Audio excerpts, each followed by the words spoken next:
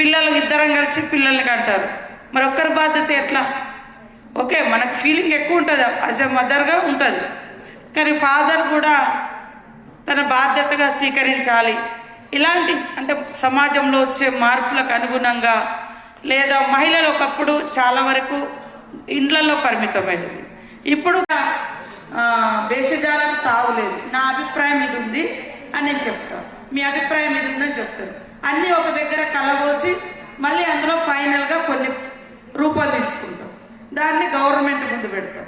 Government ఇందులో ఏది చేయగలుగుతుంది, ఏది చేయలేదు అనేది కూడా అక్కడి నుంచి తీసుకొని మనం ఒక బార్డర్ టైం పెట్టుకొని, మనందరి హక్కుల దినోత్సవంగా అంతర్జాతీయ మహిళా దినోత్సవం ఉంది కాబట్టి ఆ రోజు వరకు తెలంగాణ రాష్ట్రంలో మహిళలకు సంబంధించి కొన్ని గొప్ప గొప్ప నిర్ణయాలు ప్రభుత్వం నుంచి రావాలని నేను కూడా ఒక ఆడకూతురుగా ఆలోచిస్తున్నా. సో మీ అందరి అభిప్రాయాలను తీసుకొని మేము అక్కడ పెట్టడం కోసం ఈరోజు ఒక మొదటి మెట్టు, దీని మీద కొంతమందికి రావచ్చు ఇన్ఫర్మేషన్, కొంతమందికి ఇన్విటేషన్ లేకపోవచ్చు, లేదా కొంతమందికి మాట్లాడే అవకాశం రావచ్చు, కొంతమందికి రాకపోవచ్చు. కానీ మనం ఎప్పుడు కూడా బ్రాడ్గా థింక్ చేయాలి.